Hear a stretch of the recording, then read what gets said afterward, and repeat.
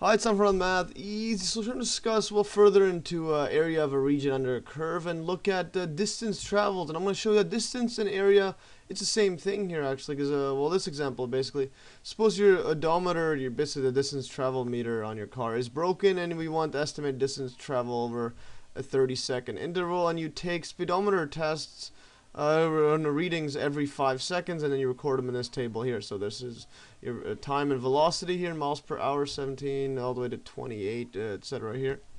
Now, if the velocity was constant, then the distance is just going to equal to the velocity times time. Yeah, just multiplied by time here. So if you were traveling 5 meters per second, and for like a second, that's just 5 meters. But now this one, that's a velocity is constant. If the velocity is changing here, then we can't really calculate the distance. We'll have to basically estimate it based on our given times, assuming it's constant from here to 5 seconds, and then from here to here it's constant. But before we go further, let's just make these into consistent units, because right now if we were timesing it by, let's say, 5 seconds times miles per hour, we're going to have like this inconsistent units here. We got to make this into something per seconds here. So we'll change this miles per hour to feet per second. So 1 mile per hour would just multiplied by this one, 5280. This is feet in 1 mile. And then to change hours to seconds, we could just change it into, well, we would times by 1 hour above here per, so one is 60 minutes in 1 hour, then convert the minutes into seconds, so we'll go 1 minute divided by 60 seconds.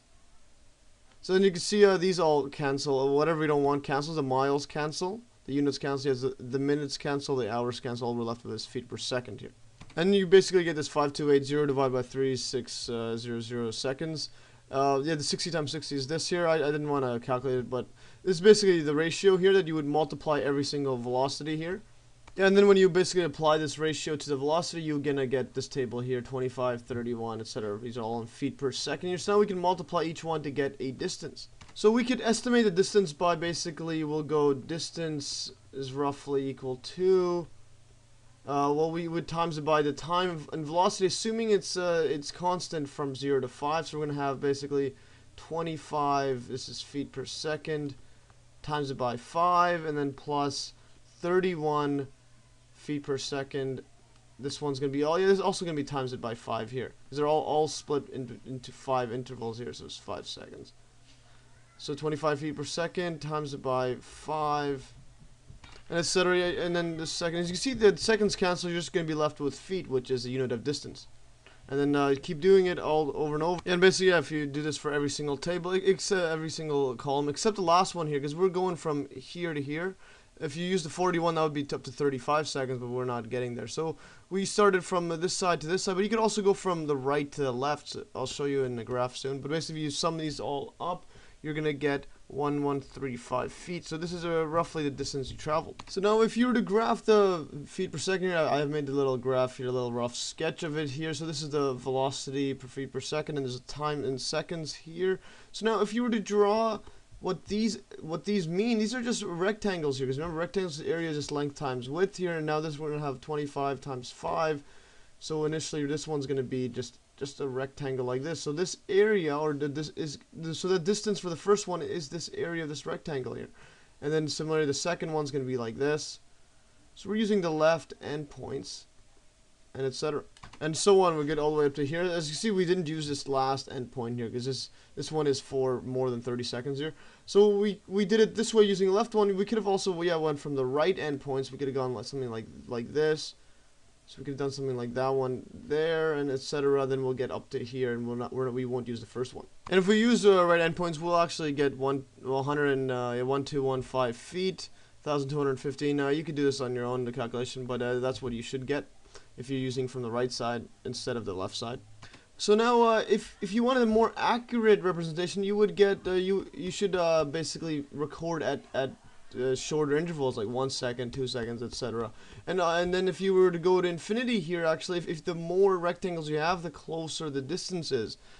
And now with distance, you could just write this the same as our area formula here. And instead of delta x, we'll just call this delta t here.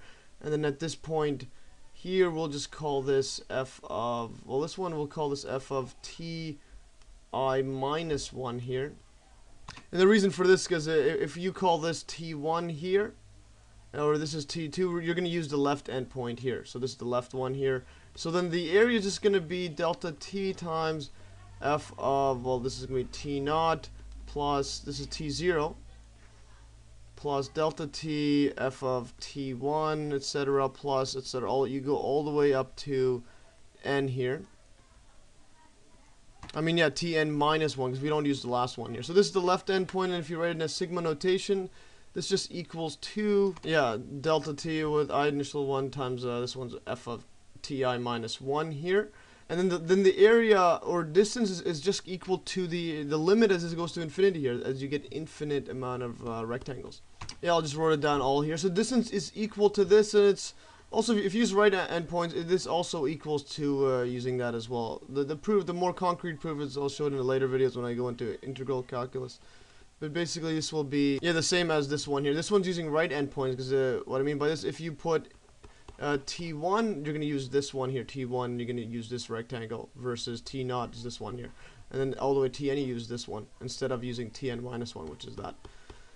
And then, as you can see, this one, it's very similar to our area one. Yeah, if you recall the area under a curve, which I showed in my earlier video, see the video link below, it's just the area is just the limit as n approaches infinity of delta x f of xi. This is the exact same thing, we're just using t now instead.